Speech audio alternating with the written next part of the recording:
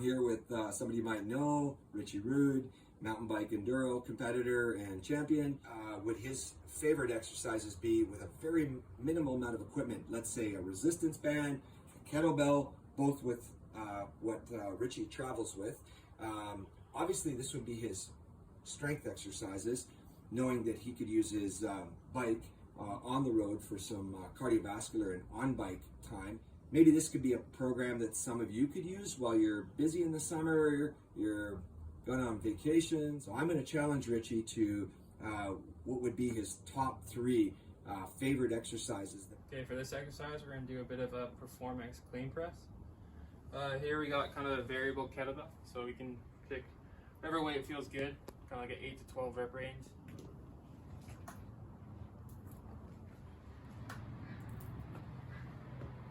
Okay. I think like a few reasons why we do this movement.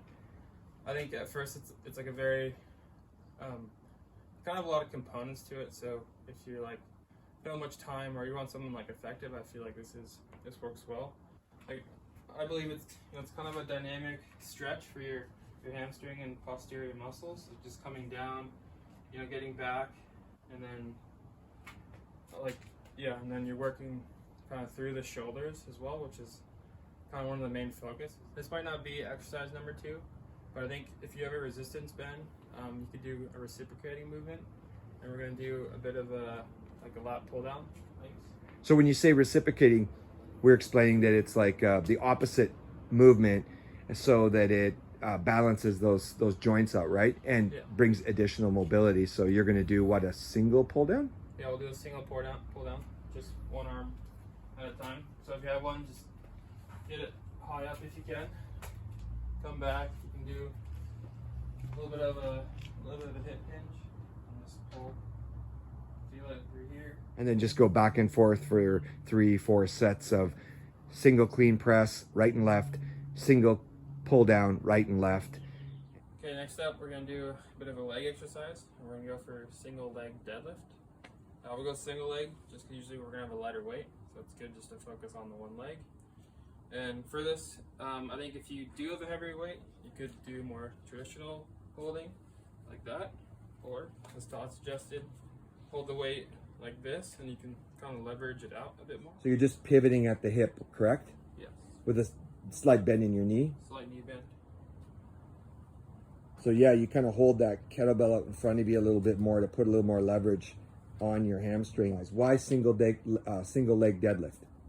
Yeah, I was trying to choose between a bit of a lunge or the deadlift, and I think as cyclists we do a lot of kind of pushing with the quads, and I think it's good to kind of get a little bit of that hamstring a bit more involved, and especially with the single leg, it's a lot of like hips involved as well. Just kind of keeping balance and keeping stable. Here's our reciprocating movement to the single leg deadlift.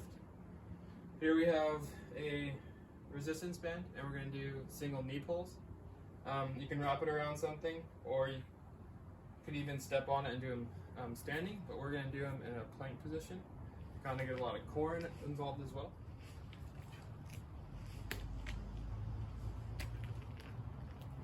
So again, you're doing an opposite movement of the single leg deadlift, because we've discovered over the years that these reciprocating movements, back and forth, the opposite movements, not just muscles, are bringing better mobility to the joint, making the joint itself more healthy and stable by strengthening both sides. And like you say, we were just talking about this, not necessarily are we out there on the on season needing to probably push a lot on the quads, which we do a lot in the off season because we're already on the bike quite a bit. So and I like the plank position that you came up with, because of obviously you're also getting some additional core strength in that position too, right? Okay, for group number 3, we're going to pick the Cossack squat. Here we're doing a bit of a quad exercise, but instead of just being kind of up and down and playing with the knee like we do on our mountain bikes, we'll be a bit more open up on the legs. So you and I are talking, this is kind of also one of my favorites, because I feel like adductors, or groin areas people say, it's kind of undertrained a lot on the bike, right? and it can get tight. And I can't believe, like we were saying, the amount of injuries you hear from people in their groin area, their adductors. So you like to add this in because it's complementary, and we talked about this, not overdoing muscles that we're already using a lot of on the bike. Still some quads, like you said, but at the same time in a real, I guess, dynamic way, different way, get us both a stretch and a strengthening movement. Yeah. So you're going to your right leg, and then how about to your left leg? Here's a core exercise we can do in between the sets of Cossack squats. We'll do a bit of a crunch, and we'll use the weight above head, and you can bend your knees according to kind of the resistance you'd like for lower body. Said you can just adjust the bend in your knees so that your leg weight becomes, I guess, the right amount of resistance. Is that correct? Correct. And then you just hold the same thing with the weight, I guess. You can extend your arms further to make it more difficult, which could be brutal, or you can keep it closer to your head, depending on the weight you have. You would just do that between sets of Cossack squats, not so much as a reciprocal, but just some complementary movement, I guess you could say. Yeah. To the, so really, we've done 3 big groups of exercises, a pair of exercises, I guess, with each group, and all with basically a resistance band. And well, today we used what, like a 20 pound just for demonstration.